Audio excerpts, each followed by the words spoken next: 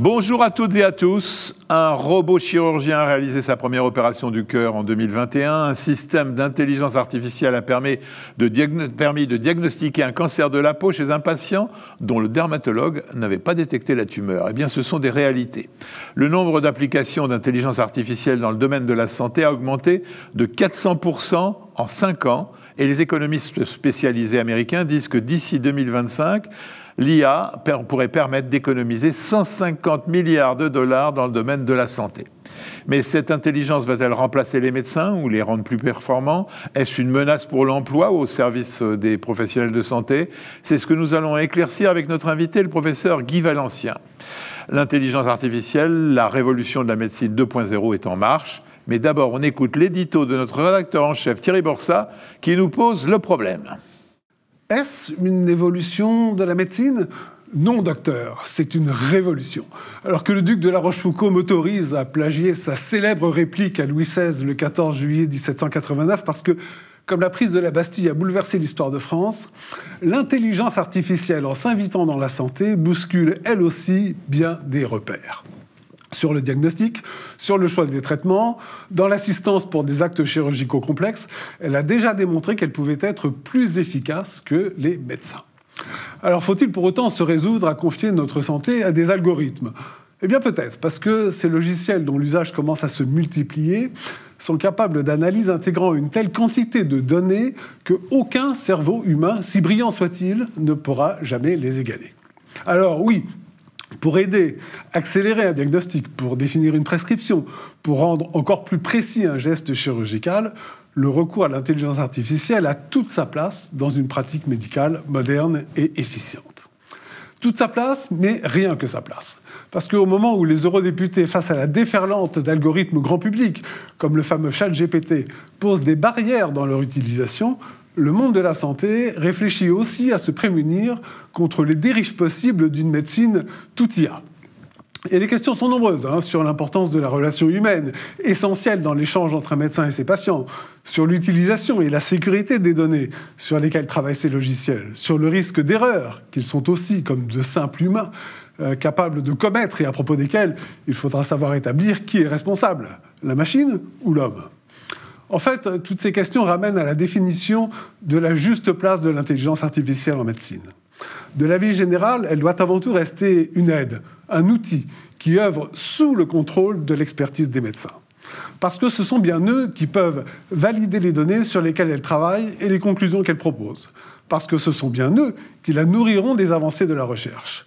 Et surtout parce que ce sont bien à eux que les patients continuent d'accorder leur confiance. Même si, comme me le confiait très récemment un professeur de médecine interne du CHU de Caen, lorsqu'ils cherchent des informations sur leurs symptômes via Internet, eh bien, la démarche des patients est d'une certaine manière déjà comparable à la méthode de recherche d'une intelligence artificielle. Merci Thierry. Alors Guy, il a presque tout dit là, mais... Oui. Mais on va quand même essayer de compléter. Alors, à mes côtés, pour co-animer cette émission, le professeur Bergmann. Bonjour Jean-François. Bonjour. Vous êtes inquiet ou conquis par l'intelligence artificielle? Les deux, mon général.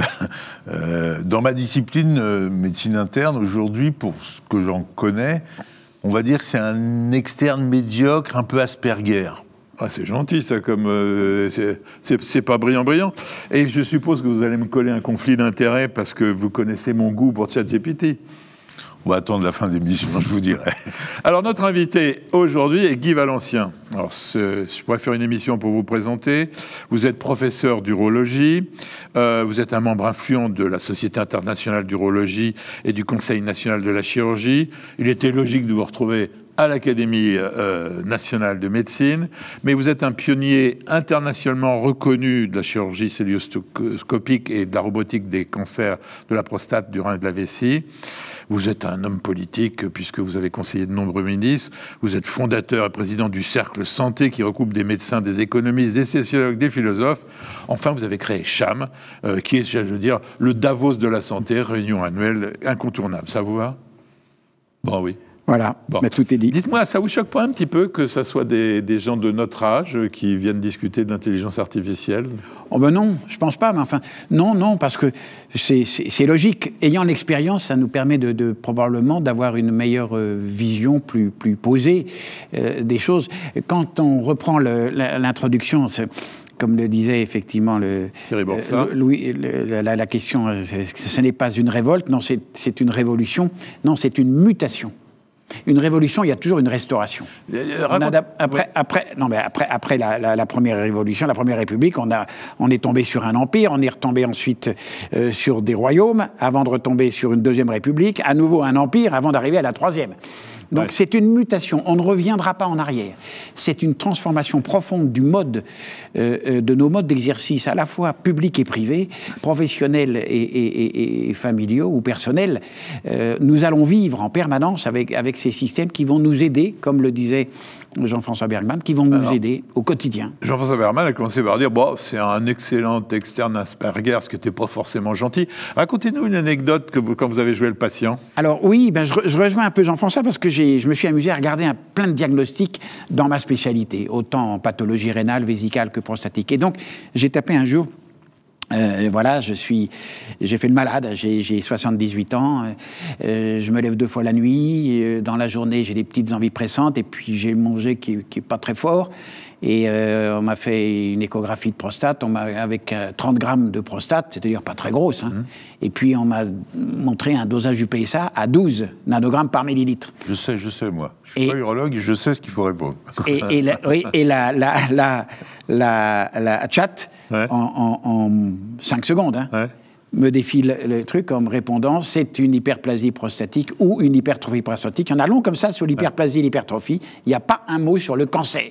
Or, quand on a 12 de PSA, avec une prostate qui est à peine augmentée de volume, soit on a eu une prostatite qui a fait monter le PSA très haut et qui redescend, donc à ce moment-là, on redemande un contrôle du PSA pour voir, soit c'est un cancer. Enfin, je veux dire, c'est l'évidence même. Non, pas du tout. Et là, Chat est passé à côté complètement. Et tous les deux, vous êtes en train de foutre en l'air l'émission, là. Non.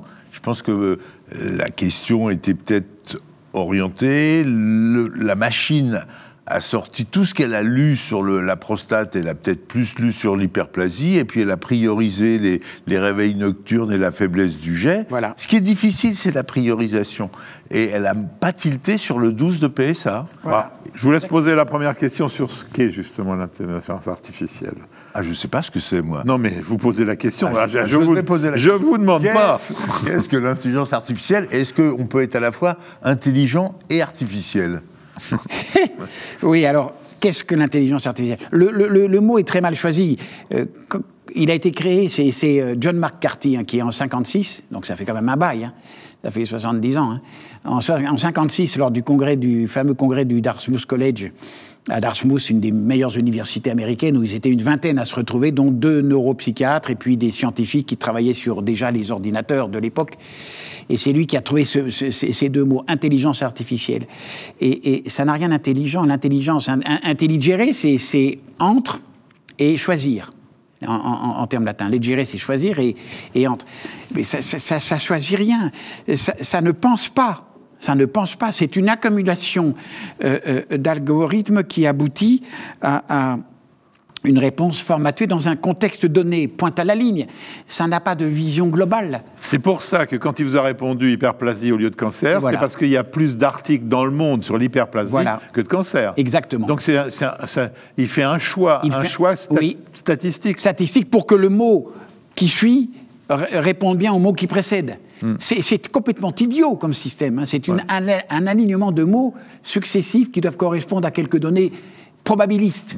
Et il a fait un choix dans la liste des symptômes évoqués par Guy, il en a priorisé certains, et c'est ça, comme disait Guy, qui est difficile, c'est la priorisation, il y a la hiérarchisation. Pourquoi cette évolution va faire économiser 150 milliards, millions, je ne sais plus, de dollars, milliards de dollars au système américain? C'est qu'il y a quand même une raison. On va essayer de voir un petit peu, après l'avoir beaucoup, un peu, pas détruite, mais critiquée, qu'est-ce qu'on peut chercher sur cette intelligence artificielle? J'ai une autre critique aussi, mais on reviendra ensuite au positif. J'ai une deuxième critique, je me suis amusé, là on était dans le texte. J'ai fait ensuite une image. J'ai pris une image de moi-même à côté d'un poney. un Irish Cob, un poney blanc et noir, et je le tiens par une longe. Et je sais déjà la différence qu'il y avait entre le poney et vous, mais je ne vais pas le dire. Et je suis dans une cour de ferme. Le sol est fait de pierre avec un tout petit peu d'herbe autour, mais c'est de la pierre. Et au fond, il y a un muret de pierre aussi. Et le ciel est fait de nuages. Et puis il y a la tête d'un âne à côté. Que me répond Chat, à qui j'envoie l'image? Il me répond, voilà, c'est un homme à côté d'un cheval, donc pas un poney, il n'a pas repéré, on peut le comprendre. Mais brun et noir, alors qu'il est blanc et noir, avec une grande chevelure noire, crinière noire. L'homme le tient par la longe avec la main gauche, c'est la main droite. L'homme porte un chapeau, je n'avais pas de chapeau. Je porte une veste à carreaux, j'avais un blouson noir. Il ne repère pas l'âne qui était à côté. Il dit qu'il y a du soleil au fond et que la barrière est en bois. Dites-moi, là c'est pas l'interne Asperger, c'est l'interne un peu con. Non, mais là c'est le drame absolu d'une impossibilité d'évaluation correcte. Donc, voilà, j'ai dit tous les défauts du système. Il n'empêche que... On va essayer maintenant. Alors maintenant, vous avez le choix, vous qui nous regardez. Soit vous êtes contre l'IA, vous avez compris, vous regardez ailleurs. Soit vous vous dites, ils ont sans doute un peu exagéré. Ou alors, il faut nous mettre un abruti à la tête de l'État pour faire 150 milliards d'économies. On va essayer quand même de comprendre pourquoi. Moi, je vous expliquerai à un moment dans l'émission pourquoi ça a bouleversé ma vie de journaliste. Mais c'est pas le but de cette émission. Dites-moi déjà, on va y aller progressivement, est-ce que ça améliore le diagnostic? Vous nous avez dit qu'il s'est gouré pour la prostate, mais on s'en sert pour... Tout dépend de ce qu'on lui met. Et c'est exactement ce que disait Jean-François Bergmann, tout dépend de ce qu'on lui met. Mais c'est vrai que ça peut, notamment, je pense, pour des pathologies qu'on ne connaît pas ici, beaucoup, avec notamment des étrangers. Et quand ils sont en France, il y a des pathologies qu'ils apportent et auxquelles on n'est pas habitué. Et là, Chat peut aller le chercher, mais si encore les questions sont bien posées, c'est toujours le même problème. Des questions mal posées, la réponse est mauvaise. Des questions bien posées, on arrive à quelque chose d'intéressant. Quand je dis à Jean-François Bergmann, quand je travaille avec ChatGPT, que ChatGPT vous renvoie l'image de ce que vous êtes, c'est vrai? Oui. Bon. Question, Jean-François Bergmann. Mais en fait... j'aimerais peut-être qu'on évoque les aides au diagnostic hors de ces diagnostics rares. C'est vrai que des maladies qu'on ne voit jamais, on les oublie. Et donc, lui, n'oublie rien, ça c'est bien. Mais il y a aussi le traitement de l'image, par exemple, pour les diagnostics, pour les radiologues, pour les anapathes. Ça marche bien. Ah oui, tout à fait. Alors là, là, on est dans une transformation complète des métiers, notamment. Il y a des start-up en France, je pense à ZMed, qui vous fait le diagnostic, on lui monte une image d'un membre fracturé, il fait le diagnostic, même si la fracture est parfois microscopique, j'ai des traits que ne voit pas l'œil humain, non seulement il fait le diagnostic, et le compte-rendu. Ouais. C'est lui qui fait tout, il n'y a plus qu'à signer. À la limite, demain, peut-être qu'il n'y aura même plus à signer. Est-ce qu'il y a besoin, alors qu'il y ait quelqu'un qui contrôle ce genre de service? Pour l'instant, oui. Mais est-ce que demain, dans la mesure où... Si vraiment il a une fiabilité dont on sait qu'elle peut être supérieure, Google l'a montré, l'a montré, ça. Il y a des cas où l'IA fait mieux que l'homme, que le professionnel. Il faut bien se méfier. Ou de façon plus complète, je vais vous donner une anecdote. J'ai passé un scanner, une IRM, et je dis à l'ami, parce que c'est un ami, j'ai la chance de... Je lui dis, mais tu peux regarder autour ce qu'il y a, parce que c'était uniquement pour un problème de rhumatologie. Tu peux regarder, il me fait, ah tiens, oui, t'as un kyste au niveau du rein. L'IA l'avait vu tout de suite. Oui, non, là, véritablement, en imagerie, en anatomopathologie, les bouleversements vont être majeurs. Mais alors, est-ce que ça peut aider à la décision médicale quelqu'un comme le professeur Bergmann? Bien sûr. Convaincu. Vous allez lui faire du mal, là. Non, convaincu que ça peut nous aider. Moi aussi, je suis convaincu. En particulier pour les diagnostics difficiles, des choses rares qu'on ne connaît pas et qu'on a oubliées. Le vrai problème, enfin, je crois que dans notre pratique médicale à tous, c'est qu'il n'y a pas que du fait et du diagnostic. Il y a aussi de l'impression, du sentiment, de la prise en compte.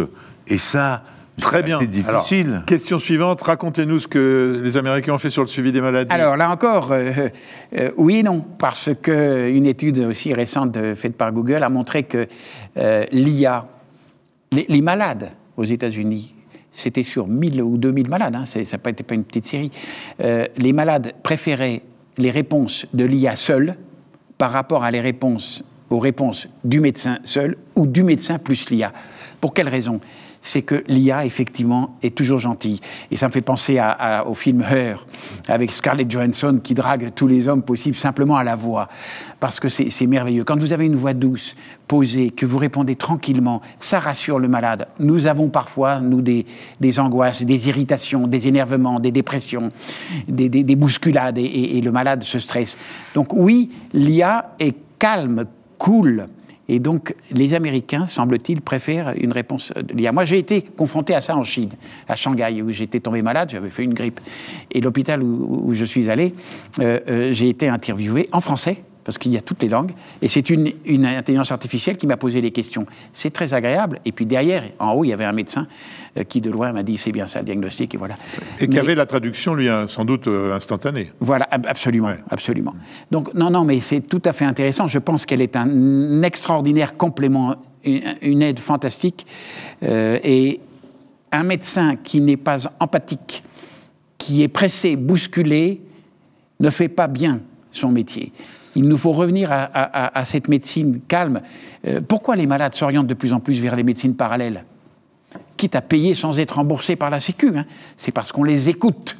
Et j'ai souvenir de ce que disait toujours notre ancien collègue William Holsler à ses internes. Écoute le patient, écoute-le longuement, il te donnera le diagnostic. Ça, j'en suis absolument convaincu. Mais quand vous parlez d'empathie, de calme, de temps, c'est vrai, mais il y a des malades qu'il faut un peu brusquer. C'est vrai. Et pourquoi est-ce que, face à deux malades ayant la même pathologie, je vais préférer tel mot plutôt que tel mot pour l'autre malade? C'est-à-dire que je vais avoir une impression. Est-ce que l'IA peut aller jusqu'à cette finesse? Non, bien sûr. Alors, je suis d'accord. Là, j'ai été dans le côté négatif du rôle du médecin, je dirais, biologique, que nous sommes tous les trois. Mais bien évidemment que la machine ne peut pas faire ce qu'on arrive à faire, c'est-à-dire à modifier au fur et à mesure de l'entretien. On s'oriente. Si on écoute longuement, on peut... Et c'est pour ça qu'il faut écouter le malade, qui va partir parfois dans des chemins de traverse. On s'en fiche, ça nous est toujours utile de savoir des choses qui ne sont pas directement liées à la pathologie. L'IA, elle progresse tous les jours. Ah mais oui. Vous ne pensez pas qu'un jour, elle va être capable de voir, d'entre deux discours de malades, lequel il va falloir un peu brusquer ou pas? Parce que je ne vois pas pourquoi, si le professeur Berman est capable de... L'intelligence artificielle va être capable un jour, comme lui, de voir entre deux malades s'il faut brusquer ou pas. Elle n'a pas de sentiment. Elle ne pense pas, elle n'a pas de sentiment. Mais elle peut comparer des situations. Non, mais oui, mais tant qu'on a affaire à des systèmes, je dirais, que j'appellerais mécaniques, faits de métal et de plastique. Un ordinateur, c'est ça, point. Par rapport à une structure biologique comme la nôtre, nous avons des sens. Nous avons 5 sens. Nous avons une extéroception, nous avons une proprioception, et nous avons une interoception qui nous ramène au cerveau des milliards d'informations à la seconde. Des milliards d'informations. Et c'est ce qui nous permet ces échanges extraordinairement fructueux que la machine ne pourra jamais être, parce qu'elle n'est pas biologique. D'accord, mais elle a aussi un avantage supérieur à l'homme. Elle prédit mieux, paraît-il, les complications, l'avenir du malade. Alors c'est possible que par les données acquises, oui, ça je veux bien croire, tout à fait. Non, mais c'est là où nous allons être en partenariat total. On aura notre IA là et qui nous aidera dans tous les sens du terme. De même, c'est évident que pour les interactions médicamenteuses, qui sont un magma insoluble, surtout quand les ordonnances s'allongent, la machine peut très bien faire tout ça. Mais n'oublions pas que dans le classique triangle de l'evidence-based medicine, la médecine basée sur les preuves, il y a les preuves, il y a ce que veut ou voudrait le malade, et c'est là où il faut le connaître, et puis il y a les croyances du médecin qui interviennent aussi, selon son sentiment, selon son expérience. C'est un bien ou un mal, ça, les croyances? C'est parfois du bien quand l'expérience a été bénéfique, c'est parfois du mal quand elle est orientatrice vers une mauvaise direction, mais tout ça c'est très difficile à modéliser dans un système informatique. J'ai souvenir d'un médecin généraliste qui voit une malade qui a une hypertension. Elle a été vue déjà par 3 médecins, et elle continue à être hypertendue, il y a eu une tralée d'examen impossible, et lui, bon expert, lui pose la question, est-ce que vous avez bu quelque chose depuis quelques semaines? De l'anthésite. Voilà, le truc complètement idiot. La bonne question, Et il lui a dit arrêtez. Et il a l'hypertension s'est tassée complètement. Ouais. Donc voilà, et il y a une tralée de bilans et d'examens. Bon, je voulais que je vous donne le nombre de fois où les médecins se sont trompés. Donc c'est vrai que vous aurez toujours un exemple comme ça qui est formidable. Non, mais bien sûr. Mais ce qu'on essaie de comprendre, c'est est-ce que c'est un vrai tournant de la médecine ou est-ce que c'est une anecdote, bon, un gadget de plus au service? Non, c'est un vrai tournant. C'est un vrai tournant. Ça ne peut que nous aider, nous permettre de nous améliorer et de mieux soigner à moindre coût. À moindre coût, c'est sûr que si l'IA nous aide, elle nous dira c'est pas la peine de faire ça. On va terminer sur le formidable essor en allant sur un sujet que vous connaissez mieux que les autres, ce sont les robots. Jusqu'où on va aller avec l'intelligence artificielle? Alors, on va aller très loin parce que déjà là, on a de la télémanipulation. La télémanipulation nous aide vraiment bien. J'ai fait une étude sur près de 100 000 prostatectomies radicales entre chirurgie ouverte, chirurgie cœlioscopique simple et chirurgie robotique. Il n'y a pas de discussion. Séjour 3 fois moins long entre robot et chirurgie ouverte. Taux de complications divisé par 2. Mais ça va aller dans tous les domaines de la médecine. Le problème, c'est qu'il faut les acheter. Mortalité? Et pareil, alors mortalité, c'est en fonction du nombre de patients. Et comme les robots coûtent cher, ils ne sont pas disposés dans les services où on en fait peu de prostatectomie radicale. Pour ça qu'il va falloir revisiter totalement la carte sanitaire à l'aune de ces outils. À 2,5 millions de la machine, un petit hôpital ne peut pas se l'acheter pour en faire 10 par an, même pas une par mois. Et là, vous avez 3 fois plus de décès. 3 fois plus de décès en France quand on opère moins de 10 patients par an dans un établissement privé ou public que quand on en fait plus de 50. Non, mais lié au robot, des décès liés au robot? Oui, ouais. parce que c'est dans les endroits où on en fait beaucoup qu'on a des robots. Ce que dit Guy, c'est qu'au-delà de la technique, il y a la compétence, il y a l'expérience, il y a l'apprentissage. La cumul des deux. Donc, donner des mauvais outils à des gens bêtes, ça ne sert à rien, même si les outils sont intelligents. On arrive maintenant à de la vraie robotisation, c'est-à-dire que pour, par exemple, traiter encore, je reprends toujours une pathologie de ma spécialité, le cancer de prostate, il y a maintenant de quoi pénétrer à travers le périnée au prix d'une incision d'1 centimètre, un instrument qui va développer avec sa tige et passer à travers la prostate et aller déposer le grain d'iode de la petite zone de cancer qui est quasiment invisible à l'œil humain. Ouais. Et ensuite, elle va continuer, elle va mettre un autre grain là, sur les petites zones. Et ça, c'est totalement robotisé. C'est-à-dire qu'on le programme, mais ensuite, on ne touche plus, c'est la machine qui fait. Il y a en ce moment à la radio une campagne de publicité sur l'aide pour apprendre aux chirurgiens à opérer des cataractes, des choses comme ça. S'entraîner, c'est aussi un des buts de l'intelligence artificielle. Bien sûr que c'est un moyen fantastique. Ce qui permettra, et là j'y crois énormément, la simulation par l'intelligence artificielle va permettre de réduire la durée des études de façon considérable. Bon, je vous préviens, on n'arrivera pas à aborder tous les sujets que j'avais prévus parce que la discussion s'est installée, c'est ce que j'aime d'ailleurs, c'est ce que vous aimez, vous me le dites. Donc on va essayer de vous dire le maximum de choses. Je vous ai entendu toute votre carrière vous plaindre des lourdeurs administratives. Il paraît que l'intelligence artificielle va aider face aux lourdeurs administratives et gérer beaucoup de choses. Ah bah complètement, alors là on est dans l'idéal de ce qu'on peut faire, c'est-à-dire que la machine va nous dégager du temps et du personnel de secrétariat. Par exemple, je prends l'exemple, encore aujourd'hui à l'hôpital, vous avez des caissières à l'entrée qui sont là, vous faites la queue. Comment n'a-t-on pas dans tout hôpital une inscription d'admission par Internet? On vous montrerait même la chambre où vous allez être. Voilà, vous serez dans la chambre 312, la voilà. Comme dans l'hôtellerie, comme dans TripAdvisor. Et deuxièmement, ces personnels que l'on met à juste remplir votre carte d'identité, votre carte vitale, au revoir, on les mettrait en accueil. Bonjour, monsieur Valencien, voilà, je viens voir, c'est moi la d'hôtesse d'accueil, je vous accompagne dans votre chambre, voici l'ascenseur est par là, on monte à l'étage, je vous présente l'infirmière, rentrons dans la chambre, le lit, vous avez les lumières, vous avez tous les instruments, le cabinet de toilette. C'est ça. On va avoir besoin de personnel d'humanité, d'humanisme. Et la machine, elle, fera tout ce qui est redondant et tout ce qui est administratif. Donc on va avoir des réductions fortes d'emplois dans ce... Non, parce on va mettre des gens dont on a besoin à l'aide, à l'empathie, à l'accompagnement. À rassurer les patients. C'est toujours angoissant d'être hospitalisé. Et d'être accompagné par quelqu'un, c'est merveilleux. Ça vous déstresse et ça vous aide. Donc on aura besoin de ces personnels-là. Est-ce que ça résout les problèmes d'infirmières, l'intelligence artificielle à terme? Ah non, alors là non plus, parce qu'on voit maintenant des petits robots humanoïdes qui se déplacent pour aller porter les repas. Hop, Alors ils amènent le repas juste sur la petite table du malade dans son lit. Mais ça n'a rien à voir avec l'arrivée d'une personnelle d'une ASH ou d'une personnelle de Sodexo qui vient poser le repas, parce que de temps en temps, elle regarde et puis ah madame, vous avez votre perfusion qui fuit là ou qui est retournée. Le robot va pas le voir, ça, parce qu'il n'est pas programmé pour ça.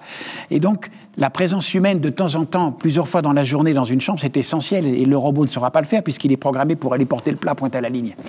Et on ne le voit pas se mettre On entend bien dans ce que dit Guy Vélancien toute la complexité du dosage et de la mission. Tout est robotisé, c'est inhumain, c'est insupportable. Le malade va souffrir, il a besoin de ce contact. Oui. Et le personnel a besoin de ce contact. Une infirmière qui serait là à vérifier si tous les robots font leur boulot trouverait qu'elle est loin de sa vocation d'infirmière. Donc il faut leur donner les missions sur lesquelles on est sûr que ça soit utile et retransférer le temps gagné sur des missions plus humaines. Les malades disent toujours l'accueil catastrophique, l'hôtellerie catastrophique, la sortie catastrophique, parce qu'on m'a refourgué des papiers et puis j'ai rien compris. Eh bien, on pourra porter nos efforts sur ces points-là. Ça va donc, contrairement à ce qu'on peut penser, rendre la médecine plus humaine si on l'utilise bien. Oui, convaincu. C'est l'inverse. Convaincu. Ouais. Et l'infirmière elle va utiliser sa voix, au lieu d'écrire, de taper sur un ordinateur qui date de 20 ans. Non, mais il faut voir ce que c'est dans nos hôpitaux, quoi.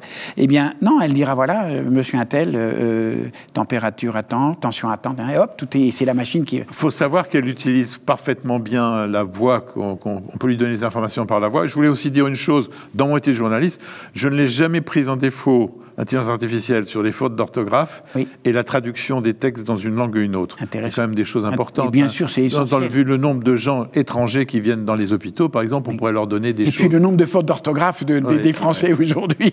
Oui, même des médecins. Dites-moi, vous parlez pas des étudiants en médecine, là. Je voulais simplement vous demander un mot.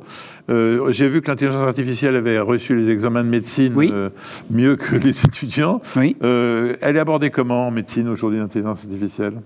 Alors, il y a dans l'enseignement de plus en plus d'outils, de robots, d'Illumins qui permettent d'apprendre à faire des gestes sur des mannequins, et ça c'est très utile. Après, on a beaucoup parlé de la médecine narrative. Guy disait il faut écouter les malades. Ça, alors un robot peut vous apprendre à parler avec le malade, mais ça ne remplacera jamais le contact, le toucher, le temps passé. C'était pas ma question, messieurs, c'était de dire aujourd'hui, est-ce qu'on évoque l'intelligence artificielle dans les études de médecine ? Très peu. Est-ce qu'il y a un cours ? Oui, quelques-uns, mais... D'ailleurs, qui est capable de le donner, ce cours ? Non, mais exactement. Donc il faut ça c'est dans le projet que j'ai, moi, de transformer les études de médecine, c'est qu'il faut absolument injecter de la science numérique, que les carabins comprennent comment ça se passe, qu'est-ce qu'un algorithme. Ça commence là. Et comment fonctionne la machine, c'est bien évident. J'ai droit à une petite anecdote, moi aussi. Bien sûr. Maintenant, la plupart des examens en médecine sont faits sous forme de QCM, où il y a 5 réponses, il faut choisir les bonnes réponses. Une fois, à la visite, j'examine un malade et je dis à l'externe... Qu'est-ce que t'en penses ? C'est quoi tes hypothèses ? Elle m'a répondu, donnez-moi 5 hypothèses et je vous dirai lesquelles sont bonnes. C'est-à-dire qu'elle n'a plus la capacité d'avoir une vision globale en disant, ça, c'est plus probablement une cirrhose biliaire qu'une cholangite sclérosante. Elle dit, c'est à moi de lui donner 5 hypothèses et à ce moment-là, elle va apprendre à cocher et les étudiants apprennent à répondre à des QCM. Moi, c'est pas mon objectif, c'est qu'ils apprennent la médecine, c'est pas qu'ils apprennent à répondre à des QCM. C'est ça qui est dangereux aussi. Et je ne suis... Oui, tout à fait. Et je ne suis pas sûr que, pour l'instant, en tout cas, l'IA n'est pas capable de détecter ce que j'appelle la fragilité du patient. Parce que quand on voit un malade qui arrive, dès l'ouverture de la porte de la consultation, la façon dont il se présente, un peu penché, tremblant, parfois avec une pathologie neurologique, entendant mal, s'asseyant un peu de travers de son... On sent tout cela, nous, c'est presque intuitif. Est-ce que la machine demain sera capable de ressentir à ce point, comme nous le faisons, la fragilité du patient qui est en face d'elle ? Est-ce qu'on aura suffisamment de données pour qu'elle le fasse ? Je n'en sais rien. On disait que les neurologues avaient toujours des grands bureaux parce que le temps que le malade passent la porte et viennent s'asseoir, ils pouvaient faire le diagnostic en l'ayant vu marcher. Exactement. Mais peut-être que demain, le film du malade marchant permettra un diagnostic. Alors, Probablement. on verra pour terminer l'émission comment on va voir un petit peu quels peuvent être les progrès que veut faire cette IA. Mais je voudrais qu'on parle de sujets, parce qu'on n'a plus beaucoup de temps, tout ce qui est de dire les défis de l'IA, éthique et confidentialité. On en dit quoi ? C'est le vrai problème. C'est pour moi la vraie question. C'est que jusqu'où ira le maintien du secret professionnel, à partir du moment où tout va être écrit, tout va être même dicté. Donc tout le monde, les hackers, comme les autres, pourront aller choper l'information de un tel ou un tel. Donc c'est un énorme danger dont il va falloir se prémunir complètement. Il n'y a pas de solution pour le moment. Non, pas parce qu'on n'a pas voulu, mais on n'a pas voulu. Quand on regarde les banques, tout de même, hein, quand on regarde les banques, elles sont hackées tout le temps. Hein, tout le temps. Elles tiennent bon, hein, globalement. Mais nos hôpitaux sont d'une fragilité totale, parce que demain, on pourrait très bien avoir un hacker qui se mette à éteindre tous les appareils respirateurs, Siemens et autres, de toutes les boîtes, de toutes les réanimations du monde. Hein. Des choses comme ça qui pourraient arriver. Donc oui, et deuxièmement, le secret professionnel, moi c'est la chose qui m'inquiète. Il faudra, parce que ça voudra dire qu'à ce moment-là, je continuerai à parler avec le malade en coupant tous mes réseaux, pour être sûr qu'on sera tous les deux, et même pas à 3, tous les deux à s'exprimer. Le secret c'est ça, c'est 1 et 1.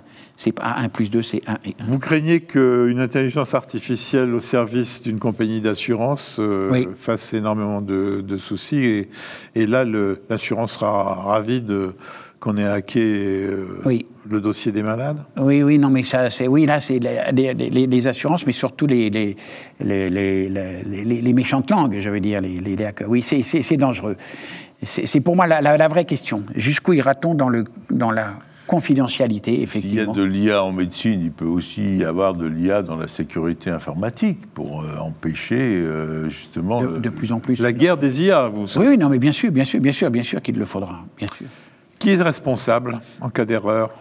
Alors là, j'avoue que je comprends mal cette question, parce que ce n'est pas la machine, jamais. Elle est incapable, elle n'a aucune responsabilité. C'est-à-dire que le médecin ne pourra pas se réfugier derrière dire « Ah ben, c'est l'IA qui m'a dit que ce sera c'était soit pas le médecin, soit la compagnie qui a créé le système, hein, soit les deux. C'est comme ça. Un accident d'avion, c'est pas l'avion lui-même, c'est le constructeur ou l'équipage, ou le contrôleur aérien. Alors ça va être une espèce de combat d'avocats l'un Absolument. contre l'autre. Le grand danger, si on reprend l'exemple du cancer de la prostate et de l'hyperplasie, c'est que, confiant en l'IA absolue qui sait tout, on oublie et on la met en tête de liste, on met son diagnostic devant parce que c'est l'IA qui l'a dit, comme quand c'était le professeur qui le disait, donc c'était forcément vrai. De temps en temps, c'est l'externe qui avait raison. Et donc, il faut garder l'esprit critique, il faut garder de la distance, il faut garder les staffs, les réunions de pairs, tous ces éléments importants où on peut parler pour toujours garder notre esprit critique, c'est même avec de l'IA. C'est pas une vision passéiste pour les jeunes qui nous regardent, ça? La réunion de pairs passéiste, non, c'est indispensable à l'avenir. La réunion de pairs. Ah oui, bien sûr. Oui, mais enfin, les patrons pontifiants, vous les avez tous connus. Vous avez peut-être même été des patrons pontifiants. Non, mais c'est vrai que c'est très important, ce type de réunion. Ça permet des échanges et ça permet de nous améliorer chacun. Non, ça je le crois. Et la jeune génération, elle sera preneuse de ça. Tout à fait, parce qu'elle ne supportera pas de vivre uniquement avec des machines. Il y aura besoin de plus en plus de nous relier. La dépendance technologique vous fait un peu peur, si je comprends bien. Notre dépendance au tout technologique. Ah oui, non, je n'ai pas peur. Je dis simplement à nous de la laisser à sa place. Hein, elle prendra une place de plus en plus importante, mais ne nous faisons pas déborder par des systèmes qui n'ont pas de vie. Alors dans votre domaine, c'est peut-être historique maintenant, quand vous avez été le grand leader sur les robots, c'était quoi les réticences de vos collègues? Les résistances sont celles que j'ai connues. Oui, comme je me souviens quand on a commencé, déjà la cœlioscopie. Ouais, écoute Guy, c'est pas de la chirurgie, ce que tu fais, tu tues le métier. Je me suis fait incendier. Alors le robot, quand c'était le robot, en plus c'était encore pire. C'est les petits urologues qui ont, et notamment les petits urologues français, qui ont sauvé Intuitive Surgical, la boîte qui a créé le robot da Vinci, parce qu'elle était faite au départ pour les coronaires, la pathologie coronaire, et les chirurgiens américains ne s'en sont pas intéressés, ils continuaient à coudre comme ça. Et c'est nous qui avons sauvé la boîte, complètement, et ensuite les gynécologues, c'est les urologues, les gynécologues. Pourquoi? Parce que demain, probablement, là encore je vais faire hurler les collègues, mais on va s'orienter vers des ingénieurs opérateurs qui auront une expertise IA numérique et haute exceptionnelle, et qui seront programmés sur une aire anatomique donnée, par exemple pour la prostate, le petit bassin, et qui travailleront avec un robot donné pour une intervention donnée. Et s'ils veulent changer, il faudra réapprendre une autre aire anatomique et réapprendre à utiliser... Le robot est capable de prendre des décisions en cours d'intervention quand toutes les choses ne vont pas, tout ça, Non, il n'a pas du tout cette capacité. Il fera quoi, votre ingénieur, alors? Alors, il sera aidé. Le robot a une précision peut être au centième de millimètre, s'il le faut. La main ne peut pas le faire, et l'œil ne le voit pas. Mais bien sûr que le robot, c'est un télémanipulateur, disons. On aura encore des manettes pour gérer une aire anatomique donnée. Et il restera de vrais chirurgiens, probablement ceux qui assureront les urgences, les péritonites, les occlusions, les hémorragies internes, les gros polytraumatismes. Le reste, on pourrait très bien voir le métier se diviser en ingénieurs opérateurs, formés en 4 ou 5. Il faut bien percevoir que ce message qui est réel et technique, il n'y a rien à dire.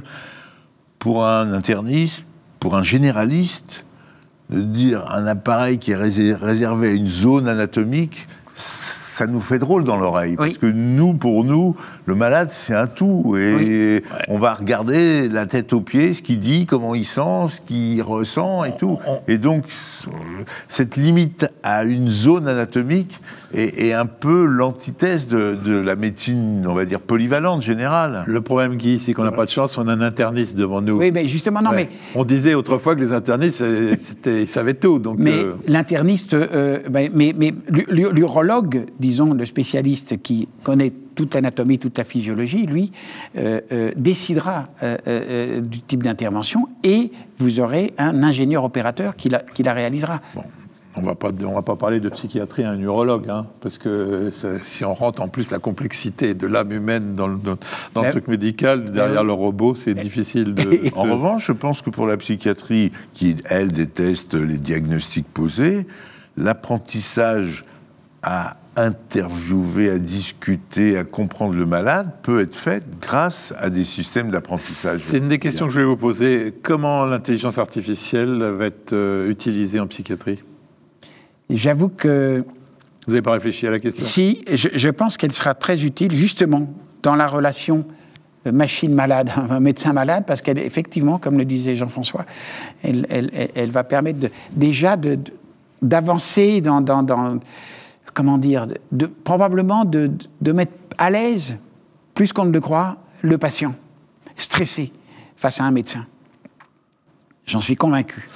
Alors, est-ce que tout ça coûte un pognon de dingue, comme dirait notre président, ou est-ce que ça va nous faire des économies? Ça coûte. Le développement, la recherche, la mise au point, tout ça coûte. Mais à terme, c'est probablement de l'économie. Probablement, comme ça a été dit. Ouais.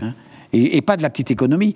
De l'économie en termes de diagnostic, moins de bilans inutiles, de biologie, d'imagerie à tout crin, d'endoscopie pour rien, et d'évaluation des praticiens. Parce que là encore, on est très en retard et l'IA va nous aider. On a déjà, la CNAM a déjà des milliards de données qu'elle n'utilise pas. Et on pourrait beaucoup mieux nous contrôler. Moi, je n'ai aucun état d'âme à me dire est-ce que je suis... Je ne sais pas si je suis dans la norme. Je ne sais pas si mon taux d'impuissance et d'incontinence après prostatectomie est celui que l'on trouve en moyenne en France. Il n'y a pas de statistiques. C'est du délire. On opère sans savoir si on est bon ou pas. Et donc, je me dis que là, l'IA peut vraiment nous aider. 100% d'accord.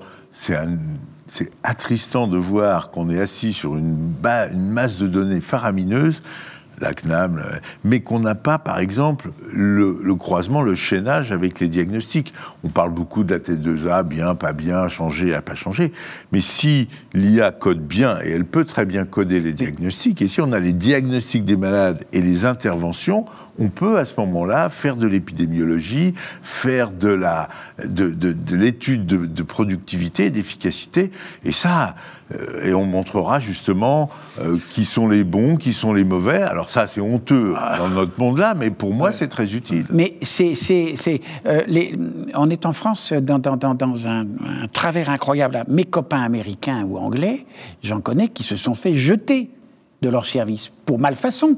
Tu vas réapprendre 6 mois. Hein. On a tous connu dans nos études des incompétents qui étaient restés à leur place. Et là, en plus, moi je l'ai fait dans le service à l'époque. Il y a déjà un moment, j'ai regardé, on a pris le taux de décès dans le séjour, le taux de saignement, le taux de reprise opératoire pour complications ou passage en réa non prévu. C'est simple, 4 items simples que l'on peut mettre dans le... Vous l'avez fait entre nous. Entre vous. Et on avait tous, ça a été quoi la conséquence? Alors on l'a fait, on avait tous un item qui était un peu en dessous des autres. On l'a refait 1 an après, on s'était tous remis au niveau automatiquement, parce qu'on ne veut pas être en dessous. Dites-moi, vous avez fait quand même beaucoup de politique dans votre vie, vous avez conseillé plein de ministres, et pourquoi tout ça, mais j'ai écrit des rapports là-dessus. Et alors, ils ont servi à rien? Mais non, personne ne bouge. Oh là là, mais attends, personne ne bouge. Comment fermer un service de chirurgie du petit hôpital de machin truc? Mais pas possible. Attends, on a la population, le maire avec son écharpe tricolore, on nous assassine et tout. Donc c'est terrible. C'est parce que qui le paye? Les plus vieux qui ne se déplacent pas et les plus pauvres qui ne sont pas informés. C'est la honte de voir qu'on a 3 fois plus de morts dans la prostatectomie radicale. 89 hôpitaux sur 451 privés et publics qui en font sont en dessous de 10 par an. Pas avec 2 ou 3 urologues, c'est-à-dire que l'urologue en fait 2 ou 3 dans l'année. On arrête, quoi. On leur dit, tu arrêtes ça. C'est pas ça qui va te faire vivre. Fais de l'adénome de la prostate, de la pathologie fréquente, mais ne fais pas ça. Je trouve ça sidérant. Sidérant. C'est le message que je passe là. Et l'IA va nous aider. Et là, je souhaite vraiment à pousser les feux au maximum, au bon sens du terme, pour que l'on sache où on se situe. Je pense que l'IA pourra renforcer l'argumentaire en montrant bien là où il ne faut pas faire telle ou telle chose et là où il faut la faire. Ça a d'ailleurs un petit peu commencé avec les maternités. Mais que de soucis du maire, mais que de soucis de la corporation, que de soucis des syndicats. Il faut être fort, avoir les épaules solides pour faire ça. Vous êtes en train de nous dire que plutôt qu'une inégalité intellectuelle face à l'IA, va y avoir plutôt... ça va niveler pour les gens la qualité de la médecine? Au bon sens. Dans le bon sens. Ça va à la fois... tirer vers le haut, en tirant tout le monde vers le haut. Voilà, ça va tirer tout le monde vers le haut. Tout à fait. Est-ce qu'il y a un pays plus en avance que d'autres sur l'intelligence artificielle? Je peux comprendre que vous ne sachiez pas, mais... Non, mais la France, en matière de start-up et autres, est extrêmement bien... lotie. Il y a déjà pas mal de systèmes de logiciels d'aide à la décision médicale, fait pour les professionnels. Est-ce qu'il y a la même appétence des Français en médecine et intelligence artificielle en médecine que intelligence artificielle en général, puisque la plupart des gens qui développent aux États-Unis sont souvent français. Est-ce qu'il y a vous avez une notion qu'en France, il y a des... Oui, il y a des boîtes en France, oui, oui, tout à fait. Oui, il y en a un certain nombre qu'on pourrait citer qui travaillent bien et qui ont des logiciels informatiques remarquables d'aide à la décision du praticien. On n'a peut-être pas assez parlé justement de ces capacités de prédiction, de stratification, de probabilité. Il y a plus de chances qu'il se passe ci que ça. Et donc de faire de la prospective, ce qui est très important, très utile, est probablement le domaine où la médecine traditionnelle est le plus sceptique. Elle a peur qu'on prévoit à sa place, qu'on fasse un peu la pitié. Et vous pensez que on va nous dire, voilà ce qui va se passer? On va dire l'avenir? Oui, probablement. Alors, il y a 2 prédictions. Il y a la prédiction d'un risque, notamment génomique et autres, ça oui. Maintenant, la prédiction pour un individu donné qui lui dira « Écoute, toi, tu vas mourir dans 3 ans avec ce que tu as comme pathologie », je n'y crois pas. En revanche, on pourra lui dire « Voilà, vous avez un espoir de vie court, mais peut-être que je vais vivre quand même 15 ou 20 ans. » Donc, pour une personne donnée, ça ne marchera jamais. Pour une série statistique, oui. Vous êtes dans le groupe de ceux qui vont mourir dans 3 ans, avant 3 ans. Très bien, peut-être. Mais je vais peut-être vivre 10 ans. Donc, pour un individu donné, on ne pourra jamais savoir. Jamais. Et heureusement. Vous trouvez qu'il y a des réticences dans le monde professionnel, dans vos confrères, face à l'IA, ou que la fascination l'emporte sur le scepticisme?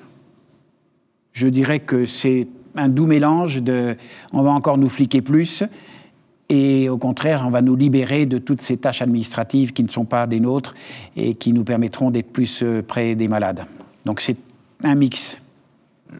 Je rajoute en plus l'ambivalence permanente de la profession qui dit qu'elle est débordée, mais qui ne supporte pas qu'on lui enlève des missions. Oui.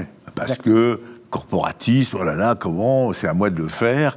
Donc, quand on dit aux médecins que la vaccination peut être faite par les pharmaciens, brutalement, oh là là, je sais pas qui, c'est un acte médical. Et là, il y a un vrai problème très français, français. Et c'est là où je crois que, quand on voit qu'on injecte encore, on augmente le nombre d'internes, mais on ne se rend pas compte, dans 20 ans, avec justement l'IA, on n'aura pas besoin de plus de médecins. On va avoir besoin de plus en plus d'infirmiers en pratique avancée, dont mes chers confrères disent « Oh là là, non, surtout pas », parce que, effectivement, comme on est payé, ça a des conséquences considérables. Comme on est payé à l'acte, si c'est pas moi qui le fais, c'est pas moi qui touche. Il va falloir donc changer. Le paiement à l'acte, avec l'arrivée de l'IA et autres, est mort. Ce sera à la vacation, à l'heure, on sera à la matinée, et on pourra voir un malade pendant 1 heure s'il le faut, sans se dire, oh là là, pendant ce temps-là, j'en ai pas vu 3 et j'ai pas ramassé les 30 euros. Cela dit, quand vous utilisiez les robots, vous facturez ce que faisait le robot, vous rentabilisiez l'investissement d'un robot, donc il n'a pas été encore remboursé, et donc on le payait. Et le codage est à l'acte, et l'acte est le même. On n'a plus que 5 minutes.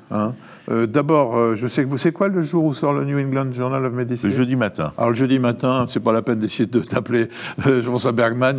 Bon, c'est le monde des études. Est-ce qu'il y a des études sur l'IA qui sont sérieuses dans votre plein d'études. Alors pas toutes sérieuses, mais il y a enfin sur des actes et des techniques, c'est clair.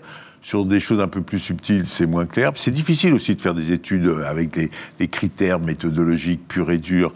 Alors, mais il y a en particulier dans le JAMA, il y a la semaine dernière un papier qui montre que c'est un système très nord-américain où le médecin a beaucoup de mails et il doit répondre aux mails de ses patients qui lui envoient des mails sur l'évolution de la maladie. Eh bien, l'IA lit les mails, trie les mails, propose une réponse, ne répond pas, propose une réponse, et il y a pas tellement un gain de temps, parce qu'il faut quand même lire le mail et répondre, mais il y a un gain de sécurité dans la réponse. Tout à fait. On a phase avec ça. 2 mots pour dire, pour nous faire un peu rêver, sur l'évolution de l'intelligence artificielle, de choses dont on n'aurait pas parlé. L'intelligence artificielle conversationnelle, oui. C'est quoi? C'est simplement pouvoir échanger, parler. C'est ce qui existe aujourd'hui. Oui. Quand on appelle au téléphone et qu'on a une voix qui vous répond en disant je n'ai pas bien compris, pouvez-vous répéter? Oui. C'est une intelligence artificielle qui vous répond. On peut échanger, donc c'est une intelligence artificielle idiote que vous êtes en train de nous décrire. Oui. Non, si c'est taper 3, taper 2... oui, c'est ça, mais c'est ça. Non, mais pour moi, c'est pas ça. Ça existe et on en connaît la faillite. Mais oui. Qu'est-ce que ça sera l'intelligence artificielle dans 5 ans? Vous faites l'émission, vous me direz, la nouveauté de ces 5 dernières années, c'est quoi? C'est d'être de plus en plus intelligente, même si je trouve le mot qui... Vous dites que ça lui va pas déjà comme mot. Qui n'est pas bon, mais même si c'est de plus en plus efficace, disons, efficace, et non pas intelligente, efficace, donc nous permettant de nous dégager d'un certain nombre de tâches subalternes, nous aidant en confirmant des diagnostics ou en nous supposant certaines choses qu'on n'aurait pas vues. Oui, c'est un compagnon indispensable qui va transformer complètement l'organisation et l'ordre médical, le médecin se réservant aux tâches les plus complexes et permettant de vraiment, non pas déléguer, en ayant encore la responsabilité, de transférer la responsabilité d'un certain nombre d'actes plus simples à des personnels paramédicaux ou pharmaceutiques. Eh bien, écoutez, on va conclure parce qu'on arrive à la fin de l'émission. Vous avez chacun un espace de conclusion, si j'ose dire. Jean-François Bergman, vous êtes quelqu'un qui a un esprit critique que j'aime beaucoup. Qu'est-ce que vous dites aux professionnels de santé sur l'intelligence artificielle alors qu'ils lisent partout beaucoup de bêtises? Moi, je peux vous dire, dans mon métier, je lis beaucoup de bêtises sur l'intelligence artificielle. Qu'est-ce que vous avez envie de dire aux médecins, aux professionnels de santé qui nous regardent? J'ai peut-être envie de dire que c'est pas une histoire de combat du pour et du contre. Dès lors que, comme on en a beaucoup parlé, il y a ce colloque singulier, cette discussion avec le malade, dès lors que le malade y a accès ou y aura accès, donc lui, il va avoir l'IA pour pouvoir surfer sur son diagnostic, ses symptômes. Il faut qu'on soit au moins au même niveau avec le malade pour ce qui est du diagnostic, puis pour ce qui est des tâches, de la technique, de la robotisation, de l'administration. Enfin, être contre, c'est pas croire au chemin de fer quand on conduit des diligences. Monsieur l'académicien, qu'est-ce que vous nous délivrez comme message? Je répondrai un peu comme Jean-François Bergman. Hein. Rappelons-nous les chemins de fer, où on avait mis les gares hors des villes parce qu'on craignait que ça pollue. Incroyable. Et on voit ce que c'est devenu. Regardons l'électricité aussi. Regardons tous ces immenses progrès. Ça, au-delà de ça. Au-delà de ça, on rentre dans un univers numérico-humaniste, je dirais, et à nous d'apprendre à savoir jouer de ces instruments tout en connaissant les dangers, je répète, la perte de confidentialité, de secrets professionnels, le risque de hacking à tout va, et donc il va falloir se prémunir de ces dangers de façon à permettre le développement le plus possible de ces outils qui sont véritablement oui, j'appelle ça des compagnons. Ce sont des compagnons parce qu'on peut échanger en conversationnel et ils seront là pour nous aider à améliorer la prévention, le soin et la réhabilitation des patients. Merci à vous deux, c'était une émission passionnante. Moi, je vais vous donner ma conclusion pour une fois. Je suis intimement persuadé que l'IA en médecine est une force prometteuse. Elle l'est déjà dans mon métier de journaliste médecin, qu'elle a bouleversé quotidiennement, encore plus que l'arrivée d'Internet il y a 30 ans, ce qui correspond à la création de Google. 30 ans, ça ne nous rajeunit pas, mais elle doit être utilisée avec prudence, responsabilité, essentiel de mettre des garde-fous éthiques et juridiques pour garantir que l'IA serve au bien-être des patients et ne remplace pas la relation humaine indispensable entre le médecin et le malade. Et je me répète, l'intelligence artificielle vous renvoie ce que vous êtes. Merci à tous et on se retrouve très vite. En attendant, portez-vous bien.